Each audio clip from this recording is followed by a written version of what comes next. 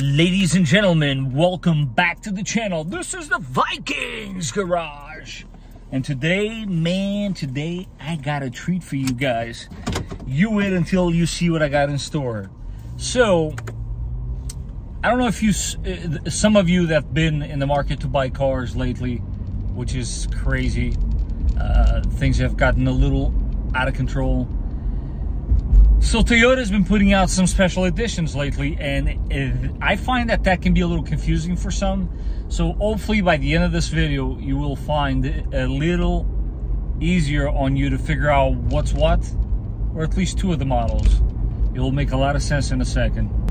So those two models in question was the recently released Venture Special Edition, and now the latest Trail Special Edition.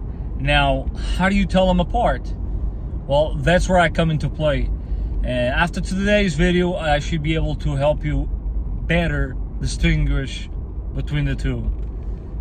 Both great cars, but if I have to put my 2 cents in there, Toyota, you're doing a great job confusing everybody. Just saying. Now, truth be told, so Trail, which is the car we were gonna go see today, is not a new name. It actually came out for the first time with Toyota back in 2010, 2011. That's where there's a little bit of confusion, but I'm sure somebody can clarify that in the comments down below. I'm gonna go with 2011. The Trail model comes out for the 4Runner and carries on until 2016.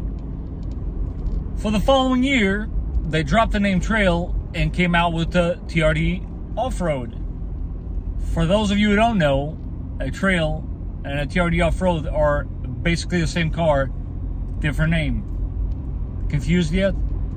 So then, they carried it on TRD Off-Road, and just recently, this year, they came out again with Trail. Now, you might be asking yourself, so what's what? All right. Hopefully this will make a lot of sense. So Venture, which came out 2020 and 2021, is nothing more, nothing less than a TRD Off-Road Premium with black accents, different wheels, and a roof basket. How am I doing so far? Even I'm getting confused. So that's a Venture.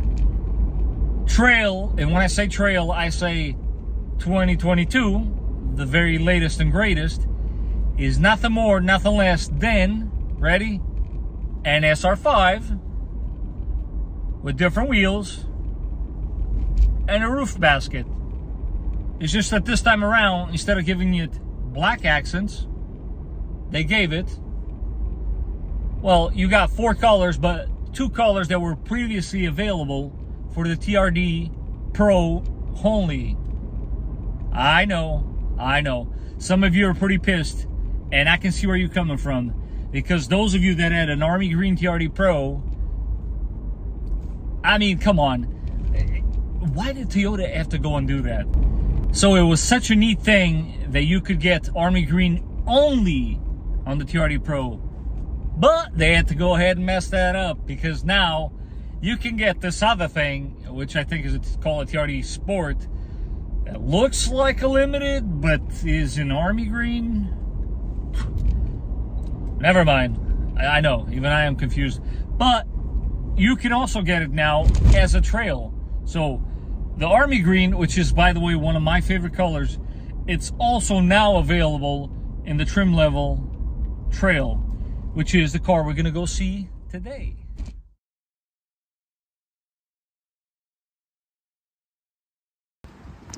Okay, let's start with the exterior, of course. Most clear thing with these cars that you gotta look out for is the wheels. They are specific to this Trail Special Edition.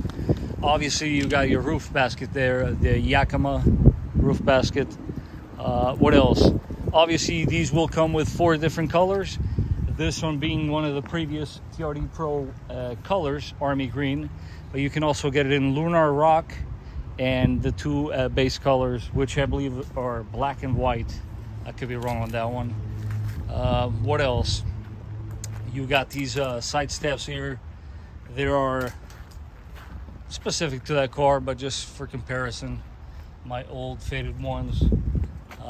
You got some black accents, so obviously these black overlays will come stock with this car. 4Runner symbols, front and rear.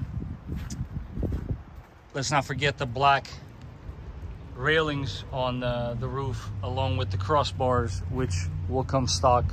The way you see it is the way this car is going to come when you do order it. And I mean, what else is there to say about the exterior? Obviously, as I pointed out before, there are several differences between this one and the Venture, obviously. Black accents being one of them. But let's not forget the very important and nice addition there, which is your TRD catback exhaust, which does sound beautiful. I will get a sound clip for you guys of that one.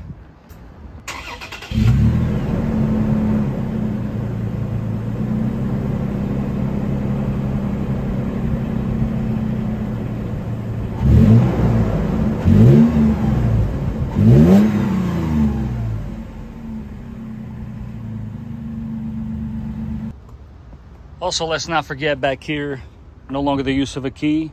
You roll your windows up and down by touching a button.